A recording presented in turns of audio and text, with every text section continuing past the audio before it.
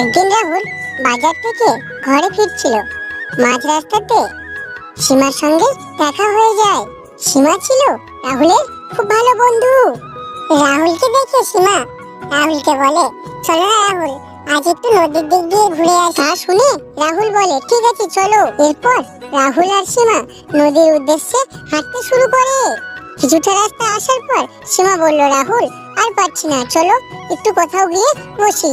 তারপর তারা দুজন একটি পাথরের উপর গিয়ে বসে আর গল্প করতে শুরু করে। কিছু টাইম পর রাহুলের একটি ফোন আসে আর রাহুল কথা বলতে শুরু করে। তখনই ওদের থেকে কিছু দূরে একটি সাপ নদীতে জল পান করতে আসছিল। ওই সাপটিকে সীমা দেখতে পায় আর ওখানে পড়ে থাকা একটি পাথর নিয়ে সাপটির দিকে ছুঁড়ে মারে।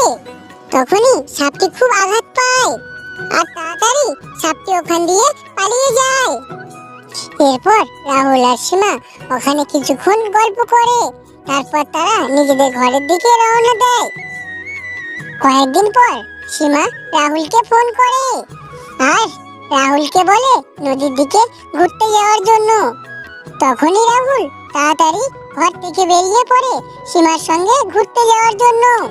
কিছু টাইম পর তারা একটি জায়গাতে দেখা করে আর নদীর দিকে ঘুরতে চলে যায়। ঘুরতে ঘুরতে রাহুল আর সীমা নদীর ধারে একটি জায়গাতে গিয়ে বসে আর গল্প করতে শুরু করে। কিছু টাইম পর সীমার একটি ফোন আসে আর সীমা ফোনটি নিয়ে কথা বলতে বলতে নদীর দিকে একটু এগিয়ে আসে।